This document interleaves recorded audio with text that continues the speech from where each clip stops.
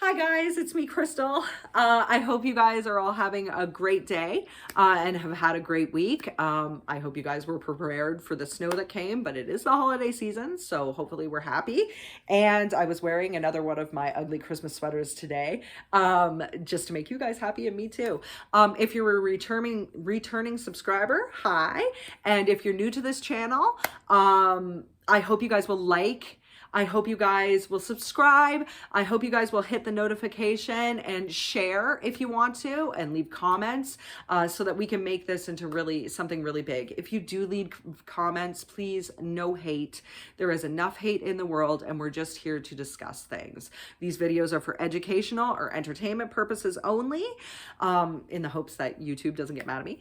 And I hope that this content is something that you'll really enjoy. Today we're going to get right into things. I want to make two amendments. Number one, the man that ran for mayor in 20 sorry, the man that ran for mayor, I'm sorry, I'm having a problem speaking today, in 1980 was actually named George Hislop. His name wasn't Harvey or Hovey. Like I said, it was before. I just want to make that clear. The second thing that I want to amend is with regards to the investigation itself. This case is the reason why police have had to change their attitudes. Now, hopefully the police are changing their attitudes. This is a very public case, and there was a lot of outcry from the community. There was a lot of bias. There was a lot of misconceptions. There was a lot of homophobia. I'm hoping, and like I said in my last video, that the police appear to have made some changes. I'm really hoping that they will make the changes they need to. They're here to protect and serve. They're not here to judge. So I'm hopeful that they're dealing with families the way they should be now. It seems like they're trying to.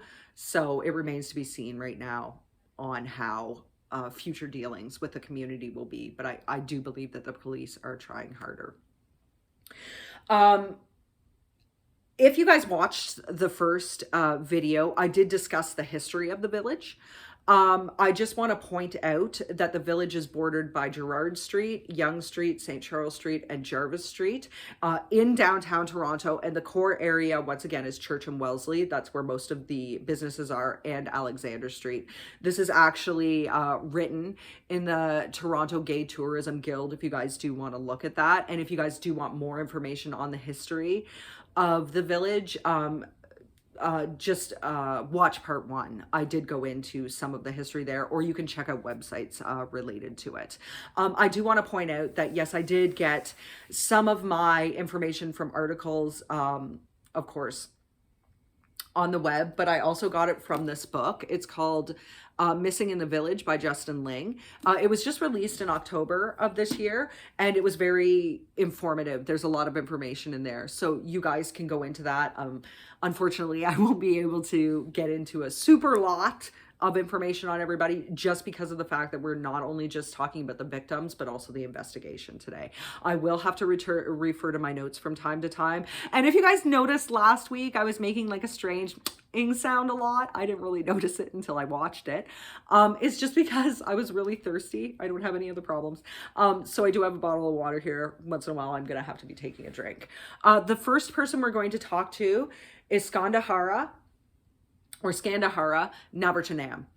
If I'm saying his last name wrong, I'm really sorry. Some of these names were difficult for me to pronounce. I mean no disrespect with them. And we're going to refer to him as Skanda because that's how he was known in the village. Skanda was born in 1970 in Sri Lanka. He was the oldest of four children, and four brothers actually, and he grew up in a time of unrest in Sri Lanka. In the 1980s, there was a civil war going on there, and you either could join the army or you could join the rebels. There was no other opportunity there. For Skanda, this did not work because he was a nature lover and he was an avid ecologist. His work was activism. He worked to stop the deforestation that was going on in Sri Lanka in the jungles and the forests. And because of this, he was actually arrested and tortured. Now, he tried to hide this behind a happy facade, but there was psychological damage. He was described as energetic and lively as a child, and this carried on into adulthood. And he emigrated to Canada in the 1990s and received refugee status. Skanda did identify as bisexual. He dated women, but he also dated more men. And he tended to date older men. There is evidence that he'd had a long-term relationship that involved him actually living with his partner at the time, but his partner was not out and would refer to Skanda as his roommate. Which was really uncomfortable if they had like friends or family visiting. So Skanda dissolved the relationship. There is also evidence that he was in an abusive relationship at some point in time during this time as well. Skanda himself lived in the village, and I'm not quite sure what he did for work, but he did like to frequent bars like Zippers and the Black Eagle. Just keep them in mind, because it seems like Bruce McArthur took a lot of his victims from these places. He also targeted men of color. 6 of the 8 of the men that he murdered were men of color. They were either Southeast Asian or from the Middle East. And 7 of the 8 people that he targeted were either homeless or were immigrants to Canada. And the reason he did so was because he didn't think people would care as much. This is completely untrue, because Skanda had a large chosen family here in Canada. He was not able to go home to Sri Lanka, obviously, because of the work he had done in Sri Lanka. He was a target. But he was able to surround himself with a very large and loving, close friend base. Skanda was described as a man who liked flashy jewelry, so right up my alley. And he liked to dress in like loud colors. He had a big personality. If you met him, you would love him. He was friendly, he was outgoing, he was energetic. He would refer to everybody. It didn't matter if you were a girl or a boy, or however you chose to identify a gender, he would refer to you as girl. That was his catchphrase, and that's what people knew. He had adopted a husky puppy during the summer of 2010. And when he went missing, it's because he was reported missing because of the fact that he had left the puppy alone. And this was so out of character for him, because he was a nature lover. He also loved soccer. He was a pool shark. He also loved anything to do with nature, obviously. And tropical fish. He had a big thing for tropical fish as well. He was just a larger than life personality. And to know him was definitely to love him. On September 6th of 2010, he had gone to both Zippers and the Black Eagle. A friend met him when he was leaving Black Eagle. He was with 2 people when he left the Black Eagle, but Skanda did not introduce the friend to these 2 men. And he was reported missing between the 10th and the 13th of September. I had conflicting dates on this, and was not found until 2018. His remains, which were dismembered, were found in large potted planters on 53 Mallory Crescent. And this would be February of 2018 when he was found. I believe his DNA was also found in Bruce McArthur's van. Yes, he did know Bruce McArthur. The 2 had had a sexual relationship from 1999 off and on until 2008. And there's evidence he also worked for him at some point in time. Skanda was 40 years old when he went missing and had a full beard. He would be described, as well as all the rest of the victims and McArthur himself, as a bear. Now, a bear in the community means that you were older, you were hairier, you were not super skinny, probably average and above, and you also presented as more masculine in nature and more masculine in personality and how you dressed. Specifically the Black Eagle, which was a leather bar, tended to work for this clientele. The second man that went missing was Abdulbasar Fayezi. It's either Fayezi or Fayezi. I'm going to say Fayezi, but we're going to call him Basir. That is what he was known as in the village. Now, Basir had come from Afghanistan. I think he was born in the late 60s. And as you guys will remember, during this point in time in Afghanistan, there was a lot of civil unrest. There was also a civil war going on there, and there was the rise of the Taliban. He was in Afghanistan at this point in time, and he married a woman named Karima in 1999. Karima in Kabul. Karima, Basir, and their two daughters emigrated to Canada sometime in the early 2000s, and they settled in Brampton, which is just outside of Toronto. So they never lived in Toronto proper. Basir had worked for a printing and labeling business in Brampton, and he had also had other business ventures, but it doesn't seem like they worked out, mostly due to the fact that he was swindled. His business partner actually took off with the money. So in 2010, Karima and Basir were forced to declare bankruptcy. They had been doing well up until that time, but they were forced to. And he was described as very unhappy during this time. And part of the reason why was because he was living a double life. Karima and the girls had no idea, nor did any of his other extended family have any idea, that Abdul Basir considered himself bisexual. Specifically, the Oak Leaf, which was a bathhouse, actually helped him discover his sexuality, and he did identify as bisexual. He was known to frequent bars like Zippers and like the Black Eagle, and when he did this, he would often tell his wife Karima that he was either going out with friends or that he was working late. He had also been laid off in the 2010 timeframe from the business that he had worked at, and he was just unhappy at this point in time. Since his family didn't know, there was no way to connect him at that point in time to the village until a little bit later on. And since he was from Brampton, the Peel police were investigating the missing persons report. Now, he went missing on December 28th of 2010. So once again, right into a holiday. If you'll notice, Skanda went missing over Labor Day weekend. So this is during a holiday that, once again, he went missing. He had gone out with a friend to both the Black Eagle and Steamworks that night. I think it was the Black Eagle. It may have been Zippers. They had gone out that night, but they had left before midnight, he and his friend. And when they parted ways, Basir told his friend that he was just going to go and grab a burger at the burger joint across the street. And there is evidence he did that. It was on his debit card. But he disappeared into thin air. He never came home that night. And as a result of this, Karima reported him missing on the 29th. Sorry, guys. His car was actually found downtown Toronto on Moore Street, or Moore Avenue. Now, Moore is directly across from Mallory Crescent. There's a ravine that actually divides the two, and this ravine was the Beltline Trail. The Beltline Trail is a known cruising spot for people. Now, when I say cruising, I'm specifically saying men who are looking for sex. So I think that's what gave the police the inkling.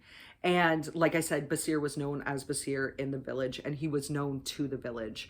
There is evidence that he had a sexual relationship with Bruce McArthur. Some of his friends did say that. But I don't think police were very able to connect that.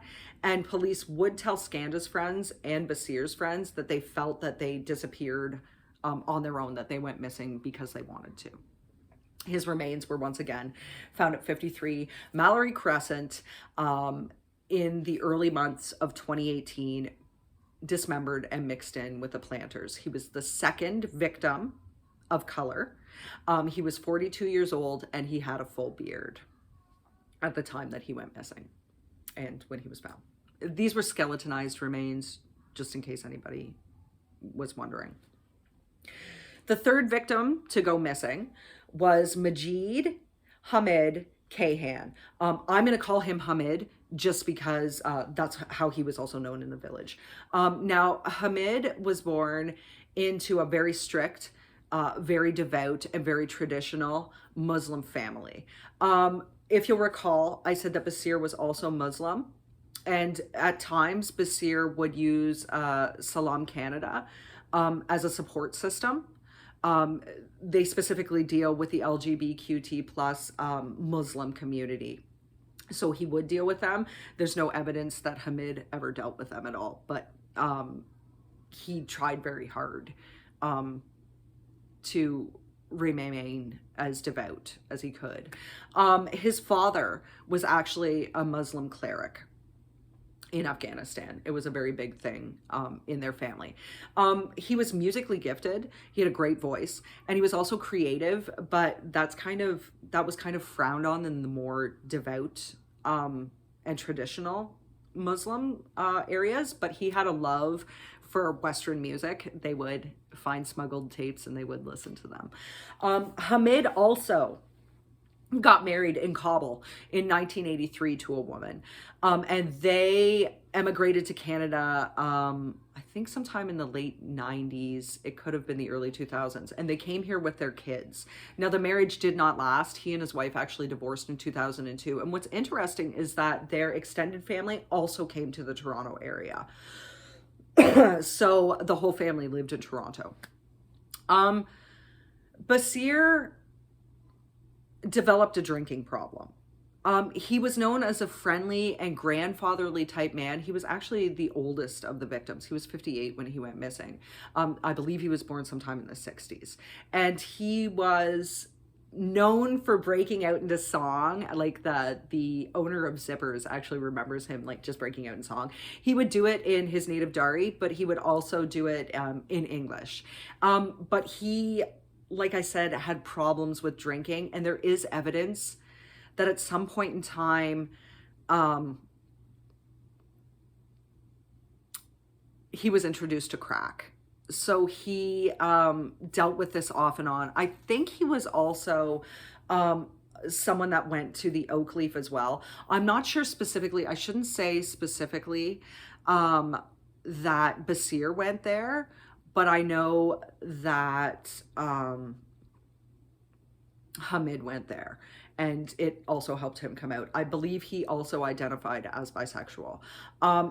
His family, it does seem like there may have been some members of his family that knew that he went to the village, and I'll get into that in a few minutes, but I don't think the rest of his extended family knew what he was, or knew that he was frequenting the village.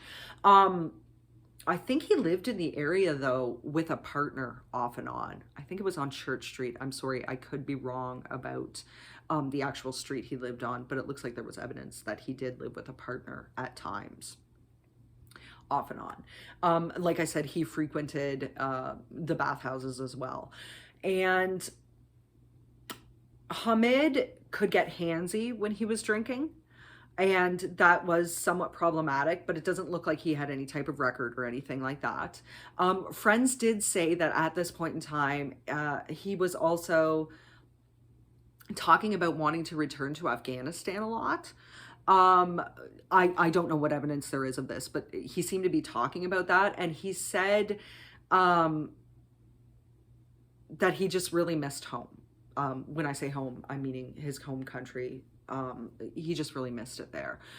He traveled down to the village after his divorce from his wife, and as far as I know, he did identify as bisexual as well, or would have been identified as bisexual.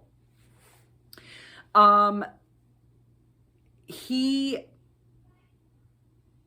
was known to Bruce McArthur because he worked for him. There is evidence behind this.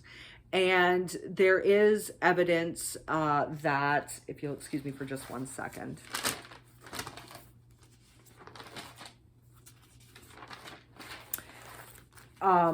That they may have had a relationship, but I know for sure that he worked for Bruce McArthur. I believe Friends also said that they had a sexual relationship, but Bruce McArthur, when he was interviewed, and this was in 2013, we'll get into that later too, said that he was just an employee.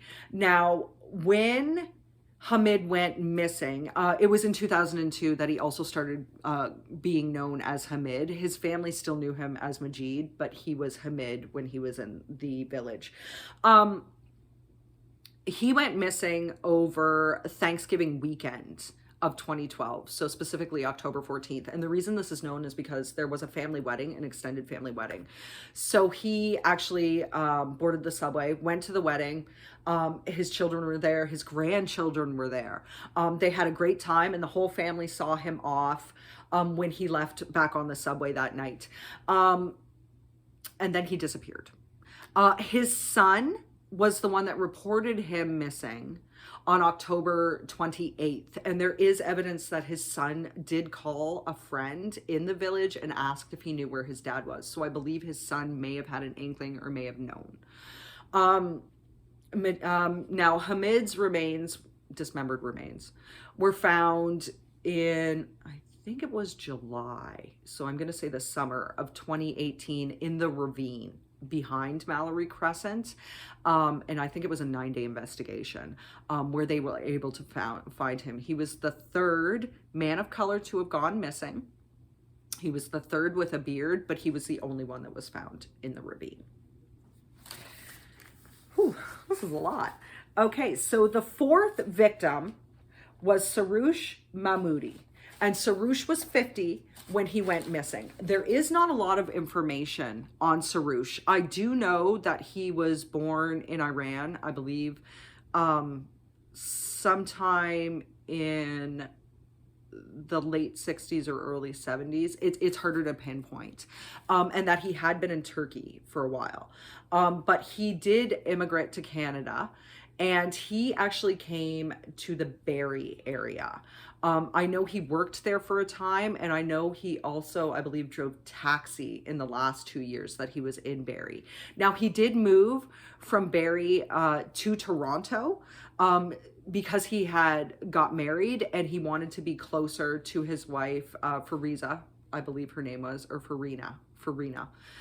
He wanted to be closer to her family. Saroush and Farina met later on in life, and they got married later on, and he was a very good stepfather to her son. Now, when he was in Barrie, he would go down to the village, specifically Woody's, and he had a lot of substance abuse problems, particularly drinking. It looks like it would seem mostly drinking. He had quite an extensive record, usually for drinking under the influence or drinking related offenses, but he also, and failures to appear in court for these offenses, but he also had one assault charge. This was from a relationship. Now, for 3 years, he dated a pre-op transsexual woman, and they met at Woody's. He didn't become violent until 3 years into it. So this was 2001.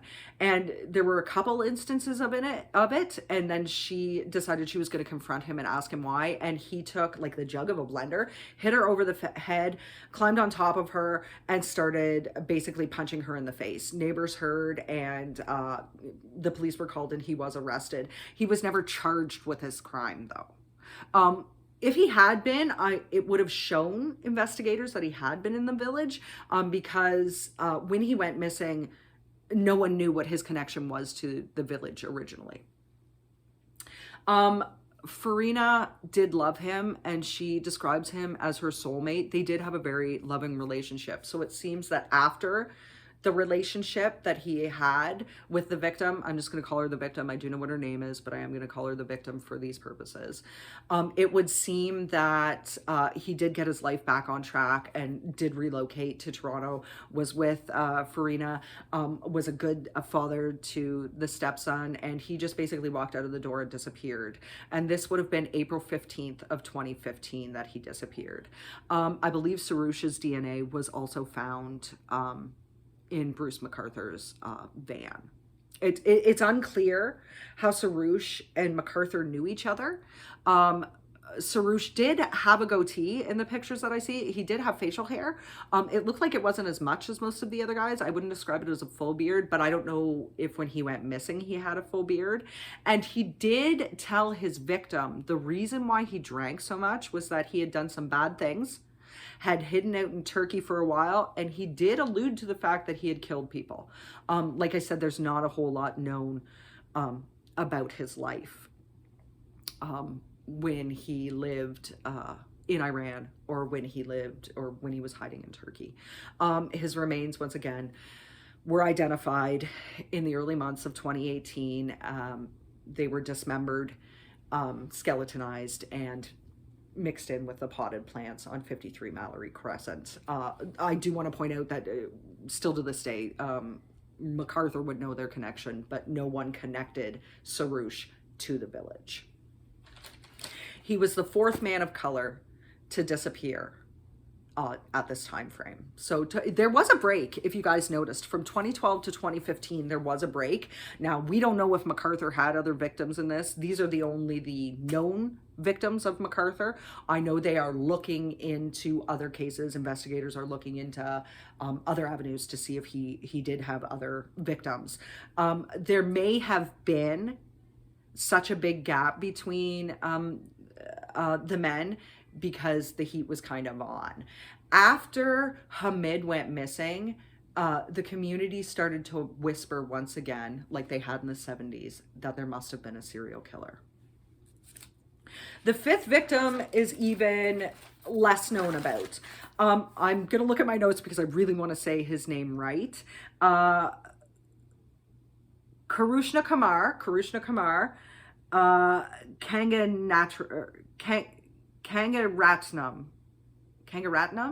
Karushna Kamar Kangaratnam. We're just going to call him Karushna Kamar.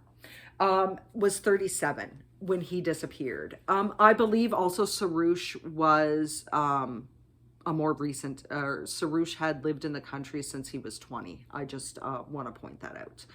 And I don't know the reason for his refugee status, but he was a refugee. Now, Karushna Kamar was not. He lived in Sri Lanka, and I believe he was born in 78 or 79. And he was very close to his family, but they were very poor. During the Civil War, his school had shut down, and he had prospects for soccer and cricket, but he could not play them professionally because of everything shutting down. And he had a brother who was murdered in 2007 by the army, or was killed in 2007 by the army. And this really made Karushna Kamar want to leave the country, also due to the civil unrest. So in 2010, he boarded the MV Sunsea, which was actually an immigrant boat, and they sailed to Vancouver. He actually taught people how to play poker while they were sailing. They all requested refugee status, but Karushna Kamar was one of the men. There were 500 people aboard this boat. Karushna Kamar was one of the men that they denied access to. They said that he was not a refugee. They said that the civil war in Sri Lanka was over, so there shouldn't be any more danger. But we all know that even though a civil war is over, it does not mean that there isn't sporadic fighting. And also, because of his brother's death, I believe he felt there was a target on him. When you're deported in Canada, and I didn't realize this, police officers or government officials don't just like bring you to a boat and say, okay, it's time to go home, or a plane. They leave you to your own devices. So Karushna Kamar decided to go into hiding.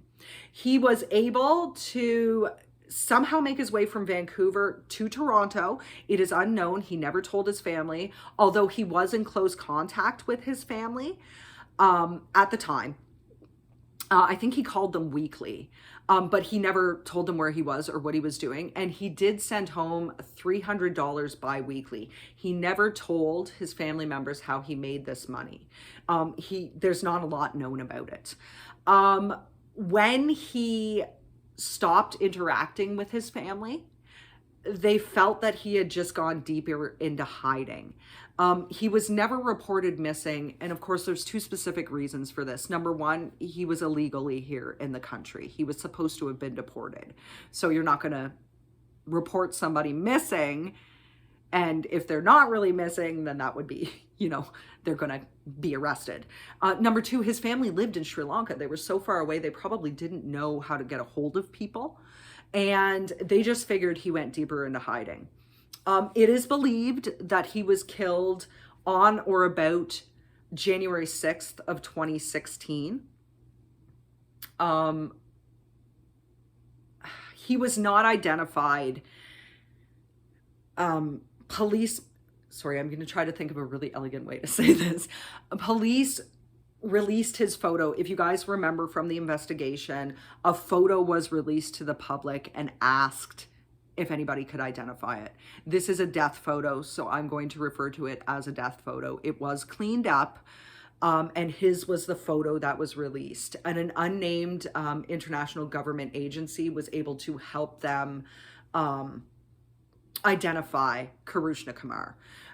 His remains were once again found in the Planters, mixed into the Planters at 53 Mallory Crescent, and it took them the longest to identify who he was because they didn't know. It's unclear how he got to the village. It's also unclear his connection to Bruce McArthur, although since he was working under the table, I know he had like been working washing dishes and stuff. It's possible that he could have worked for Bruce McArthur, and that's how he knew him. He was the youngest victim. He was only 37. He was the 5th man of color to go missing, and he did sport a beard. Now, in 2016, McArthur changed it up a bit. His 6th victim is Dean Listowick, and Dean Listowick is a white man, so he was his first white victim. Dean was born in Winnipeg, and his family was very, very poor. So they moved from Winnipeg to Toronto in the hopes that they would have more of a chance of making money and being able to provide. This did not happen. And Dean's parents actually split up at this point in time, and when they got to Toronto, or a little bit after they got to Toronto, and Dean was put into foster care. He lived with a couple on a farm in Eudora, Ontario.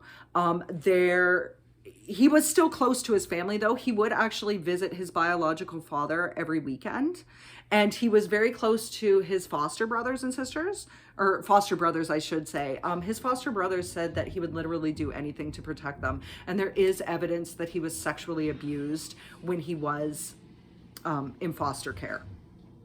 Now, eventually, Dean aged out of foster care and found his way back to Toronto, where he basically fell into the drug culture and started hustling. He worked out of Sneakers, which was a hustler bar in the village area. And he was very well known in both the village and also within the sex trade community. He was described as friendly. He had a natural charm, just like Skanda, and he was very boyish. If you look at his picture, I did not realize he was as old as he was. He had a very good looking boyish face. He identified as bisexual and actually did have a daughter in 1994. But he knew that his lifestyle would not make him a very fit parent, so he was not involved in her life. And he was also known by the street name of Laser. Now, Dean did not trust people very easily, and he was also very street smart. So when he did come up missing, well, sorry, I'm going to amend that.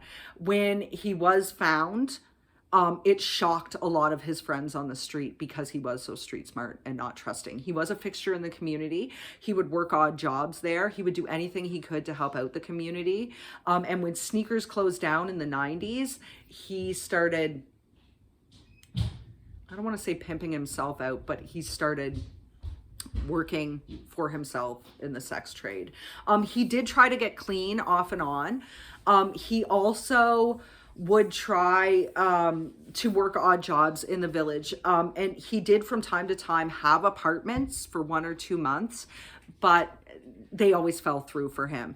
He was really excited in the summer of 2016 because he wanted to buy an electric bike for his daughter. and start to be more in his life. Or I should say, he was really excited in the former part of 2016 because he really did want to be involved in her life. He has a cousin. Her name is Julie Perro, and Julie did say that during this time frame he was setting goals. He was trying to get clean. He was trying to find a job. He was trying to live a better life. He was found to have gone missing April 21st, on or about April 21st of 2016. And the reason being is that since he didn't have a place to live, Dean frequented the shelters and he also frequented the soup kitchens. And it seems that one of the particular shelters, which I believe was Scott Mission, reported that he had signed in that night on April 21st. His remains were found mixed in with the others, dismembered at 53 Mallory Crescent. He was never reported missing, not by anybody. Like I said, he was known in the community and he was known in the sex trade industry, but no one ever reported Dean missing. So obviously they did not have his picture on a missing person poster or anything like that. It is believed that MacArthur killed him just shortly after he disappeared. And his bracelet or his jewelry was found at Bruce MacArthur's apartment. I'm not sure if I mentioned it, but Scanda's bracelet was also found at MacArthur's apartment. He was 47 at the time that he disappeared. I'm not, all the pictures I've seen, he doesn't have facial hair in, but it doesn't mean that he wasn't able to like grow facial hair or that he didn't have facial hair at this point in time. It is unclear what his relationship to MacArthur was. I speculate or I theorize that probably from the sex trade they knew each other, but it is possible that he also may have worked for MacArthur. The seventh victim, which is the last victim of color, like I said, Dean was the first white victim. The last victim of color, so this is the seventh victim that disappeared, was a man named Salim Essen. And Salim was from Turkey. He was actually a recent immigrant to Canada. Not only had he lived in Turkey, but he'd also lived in Australia for a time and then came back to Turkey.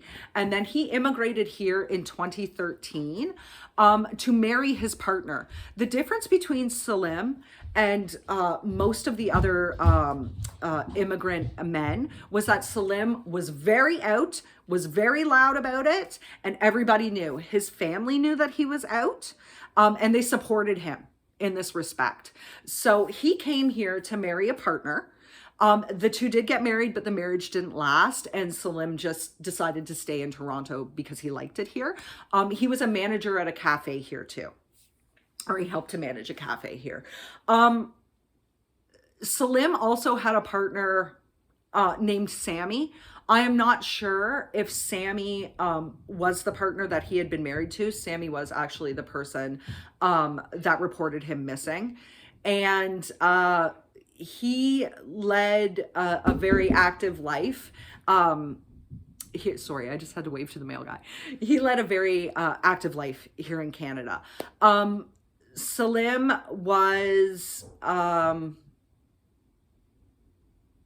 44 when he went missing.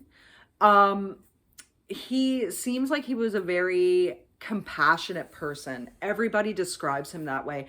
Big-hearted, generous, compassionate, willing to do anything for everybody. Very, very loving. That's how each and every person described Salim. Now, Salim had substance abuse problems, but he went through a peer counseling support group. And because of this, because of the way that they had helped him so much and the way that he was able to get off the drugs, he wanted to become a peer counselor. And he was working towards becoming a peer counselor at the time of his disappearance.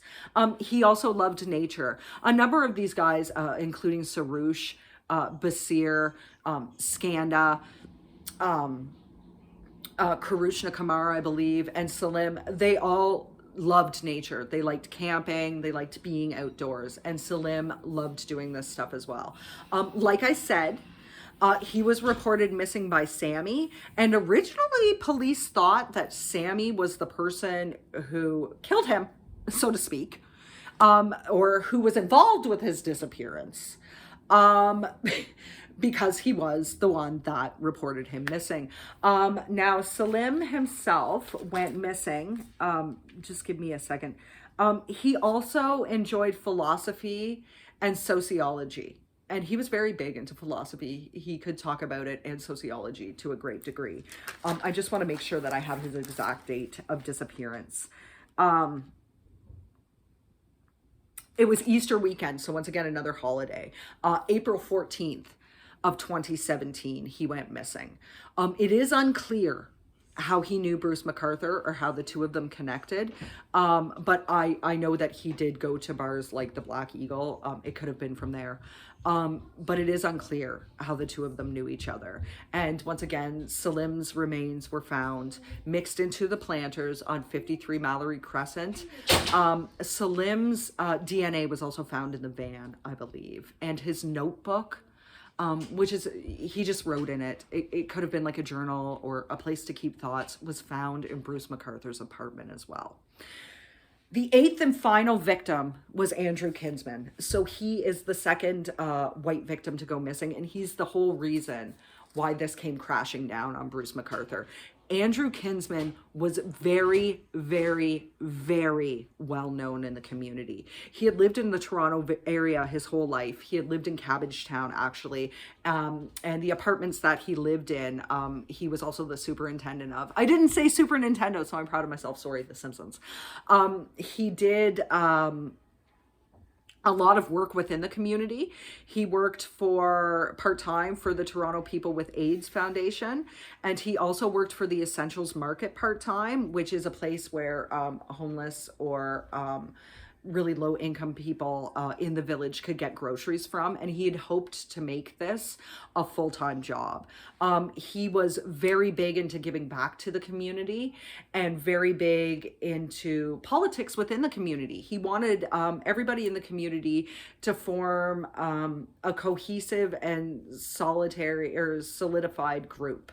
When the shootings at the Pulse nightclub happened, he actually wrote essays on what he felt were the failings, not failings, so to speak, reasons that the communities were preyed on because they weren't solidified and together and taking this on as a full group. He was very, very into the community. Now, he had a full beard, Andrew Kinsman did, and he identified as a bear. He had at one point in time worked at the Black Eagle. I think he was a bartender there. He had one point in time worked there, and he was not someone who kept hidden the fact that he lived within the BDSM lifestyle. He was a man who was good-natured, sweet, dependable, reliable. He was a 2-time cancer survivor. I know he had it at least once. A friend said that he had it in the year before he went missing as well. So he is a cancer survivor. He had a wicked, dark sense of humor, and I can relate to that because I had that too. Very intelligent, very good at playing chess as well. And he did not suffer fools gladly. He was the way he was, and that's the way you should take him. He was very, very out as well. He had an elderly cat as well. And on the weekend of June 26th, which was actually Pride weekend in 2017, he went missing. His friends reported him missing. And because of this, there was a huge outcry in the community because he was so well known and because people were starting to say, a lot of men have disappeared. We think there's a serial killer involved. And his was the definite reason why the investigation landed on Bruce McArthur. He and Bruce McArthur had had a sexual relationship off and on for a good decade. And when police went to his apartment and looked into his day planner, like where you'd keep notes about what you're doing during the day, I'm going to call it a day planner. When they looked at this notebook or this book, On the date, they found the name Bruce written. He had really terrible handwriting, but they were able to decipher the word Bruce. And there is grainy surveillance footage of him getting into Bruce McArthur's van, the maroon Dodge Caravan. That seems to be a murder site for a lot of the different men. We'll probably get into that in the third video. Police believed that, oh, I'm sorry, Andrew, I think was, I just want to make sure I have his age right. I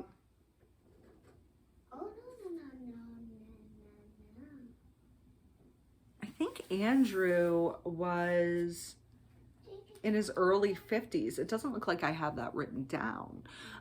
He also sported a full beard and would have been described as a bear in the community. And his DNA was found in the van, obviously. And I also want to say that Sarouch's DNA was found on a coat in the van as well. Sorry, I just have to click for just 1 second. And because of this, the investigation started in earnest. And police knew that McArthur was somehow involved. His remains were once again found within the planters at 53 Mallory Crescent. They were dismembered and they were identified in early 2008. So now we're going to get into the investigation. So in 2013, because Skanda, Basir, and Hamid had all gone missing, now, the police did tell their families that they left of their own accord, but because 3 men of color had gone missing, it seemed really weird. So the police did do a cursory investigation at this point in time. It was called Project Houston, as in Houston, we have a problem. Like, seriously, that's why it was called that. And the task force that was put together did seem to have some evidence that Skanda was murdered. So homicide was involved at this point in time too.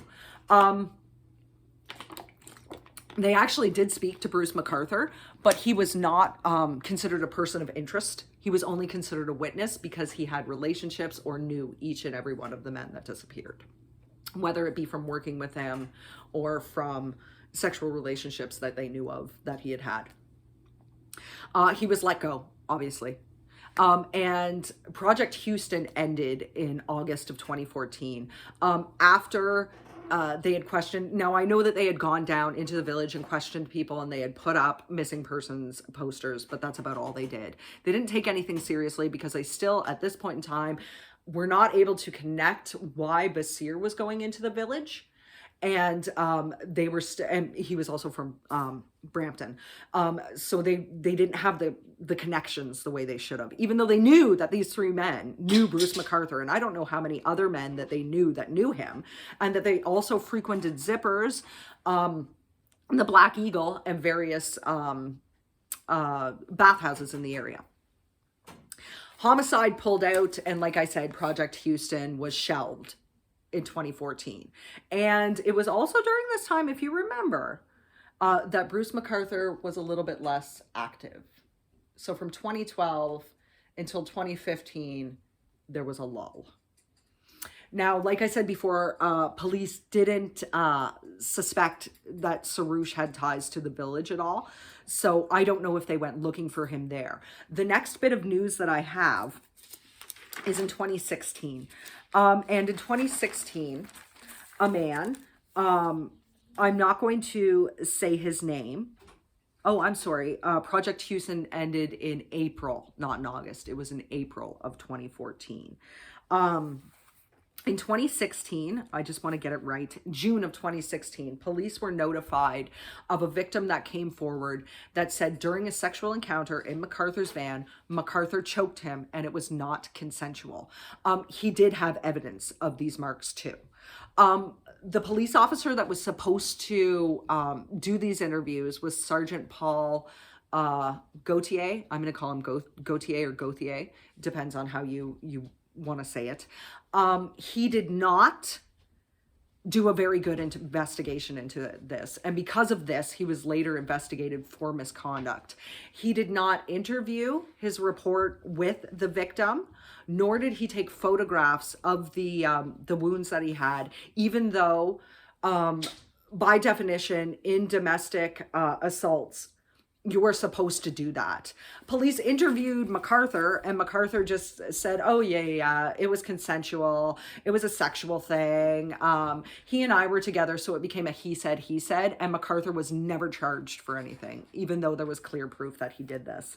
In August of 2017, so basically almost a year later, police launched Project Prism.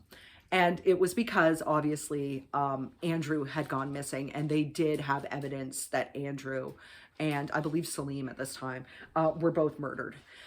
So they started to get information on the disappearances from Project Houston, but also from the various police divisions, and bring it all together into Project Prism. In September of 2017, Bruce MacArthur became a person of interest in, sorry, my brain just stopped for a second, in Andrew's disappearance. They had seen the security footage of him getting into the van, which was, once again, maroon Dodge Caravan, and they knew it was Bruce MacArthur's van. Plates, I mean, obviously. And no, they started also at this point in time to track Bruce MacArthur's movements, like by GPS and stuff like that. In November of 2017, police uncovered evidence that Andrew was murdered and was dead, and so therefore MacArthur was now a suspect in his murder. So police began heavy surveillance of MacArthur in November of 2017. They did actually find and seize MacArthur's van, which was in Ottawa, just outside of Ottawa. I think I'm going to call it a car detailing place. I'm not very good about cars, so like it was a car place outside of there. I don't think it was a junkyard or anything. I think it was like a used car place. They seized the van, and of course, when they tested it, they came up with numerous different DNA sources, but Andrews was definitely in there, as was Sarouch's. I think Basir's was in there. I think Hamid's and Scanda's may have also been in there. I know Scanda's was for sure, and Sarouch's, Salim's, I believe, and Andrews. So obviously he used his van as basically a mobile killing place as well. So in December of 2017, I don't know if you guys remember this. I do remember this. Police made their now infamous remark that they didn't believe that the disappearances were linked and that there was not a serial killer on the loose. I'm paraphrasing, but they made the infamous conference, the press conference, to say this. I think it was Idsinga himself,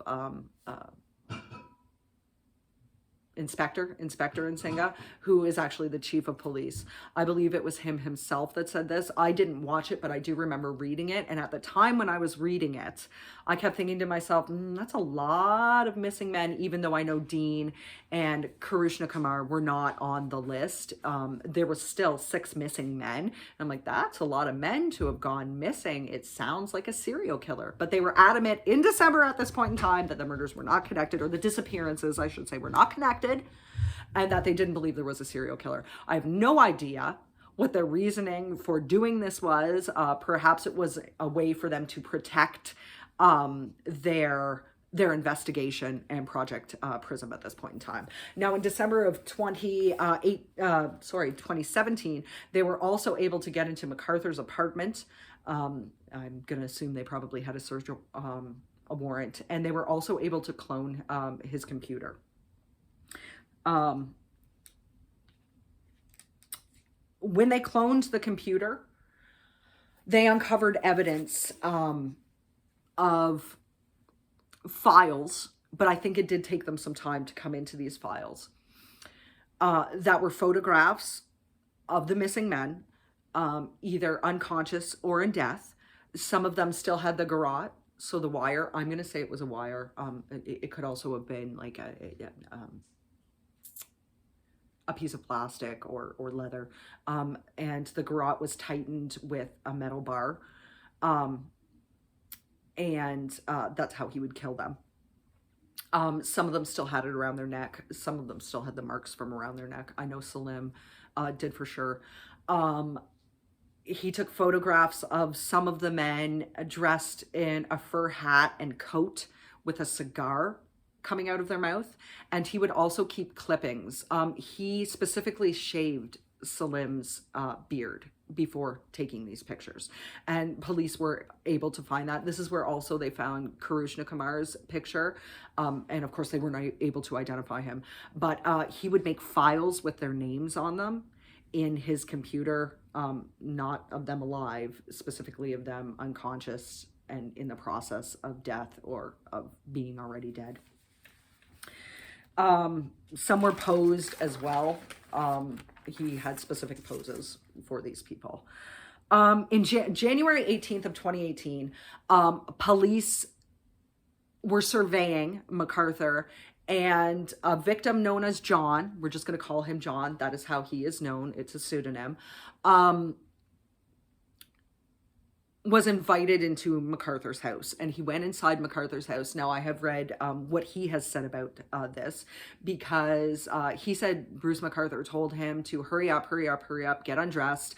His roommate could be coming home at any point in time, and you know, it would be a while before they could, or it might not be too long for them to have fun. I did also read a report that he had a bag over his head, but he was able to get it off, and he was tied up and basically in the process of being posed. There was a file on the computer with his name, so he was more than likely an intended victim. Police obviously busted into his house at this point in time and arrested him for the deaths of Salim, and also for Andrew Kinsman, and as well as saved John from being murdered. They would also find hair clippings from the various men in baggies in Bruce MacArthur's home, as well as some of the jewelry, Salim's notebook, and a few other trinkets that he took. Police then announced that they were going to be starting to search the properties that were affiliated with Bruce MacArthur. If you'll remember, MacArthur was a landscaper by trade, so any places that he would have been involved with the landscaping, specifically the Mallory Court,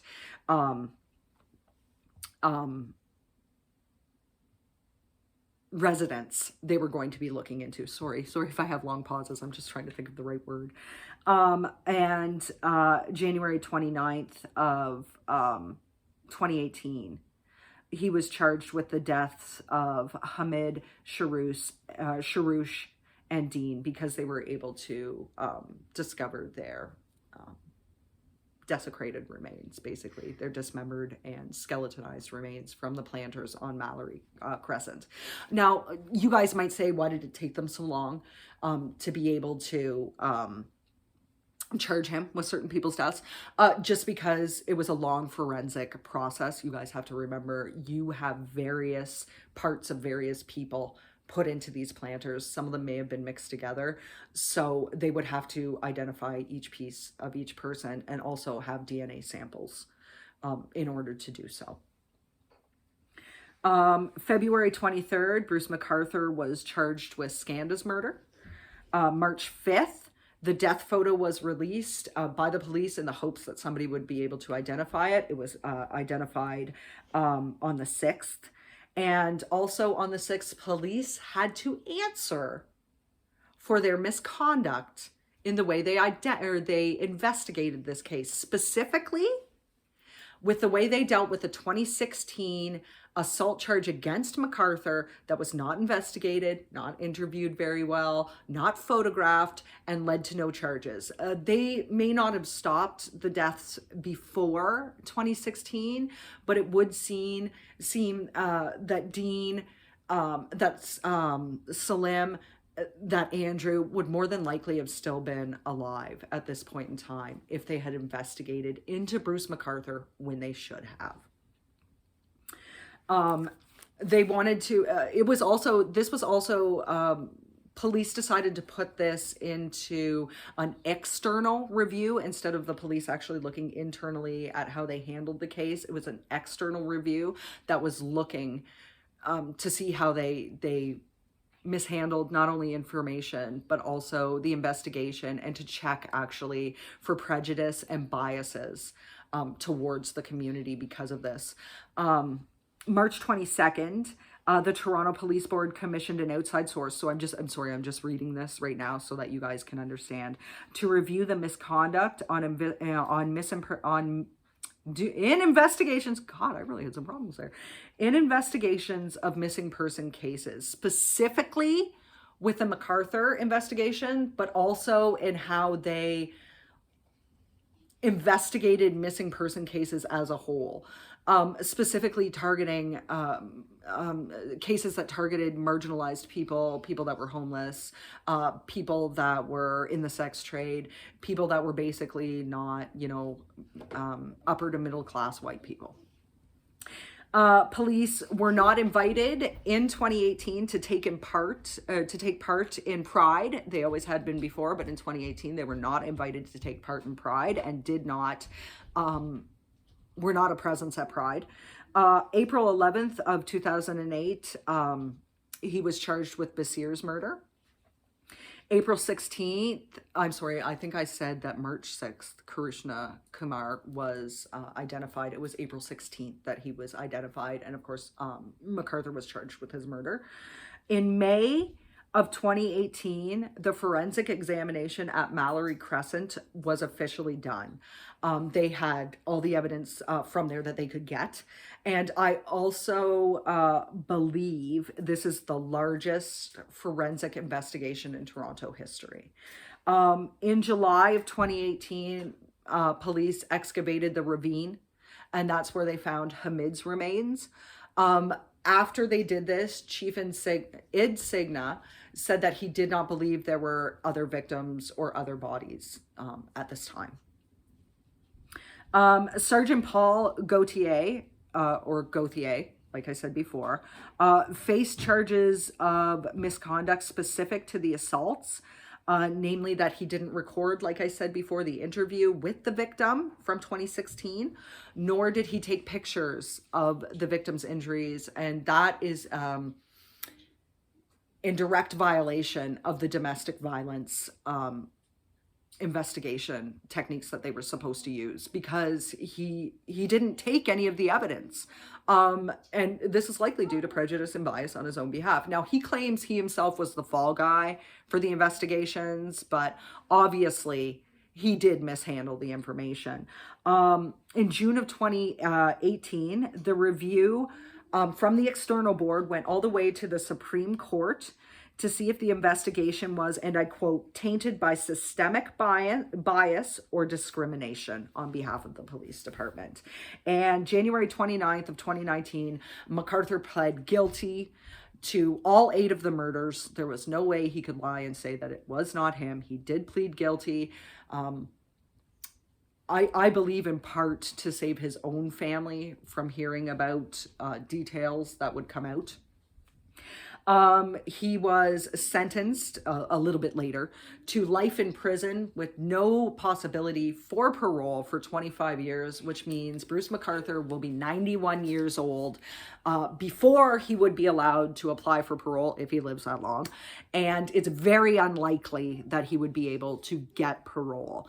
Now, I know this is a lot of information, guys, and like I said before, if you do want more information on the victims, because we are here to respect the victims and to get their stories told, if you do want more information, I highly suggest that you read Missing in the Village. There are quite a few articles by the BBC, CTV, Global News that you can look into on the investigations and the disappearances. I just touched on the investigation. If you want to look at them, murdervillage.org would have some of it as well. And I'm just going to show you a picture of the men. I'm sure for the most part it's been very well touted out there, but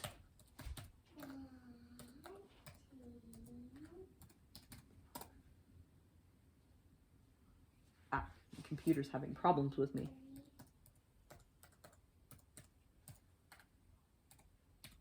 Just bear with me for a second. So I'm hoping you can see it. You may have already seen these pictures before. So I'm going to try to do this because it always looks backward to me. Okay.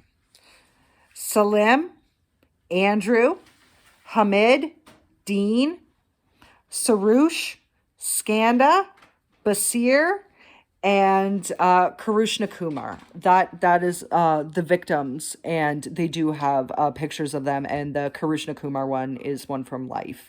I could never imagine being his family and not knowing what happened to my son. I could never imagine being any of the families here. They were not taken seriously. And, you know, when 3 men of color went missing in from 2010 to 2012, like I would have just believed it would have been connected better than it was. Now, I am going to have to leave you on that note too. We are going to talk about Bruce McArthur himself, his life, his times in the next video, so stay tuned. And hopefully, once again, guys, you will like, you will subscribe, you will share, you will hit the notifications, and leave me some comments. I hope you guys all have a really great week, and I will see you next time. Bye.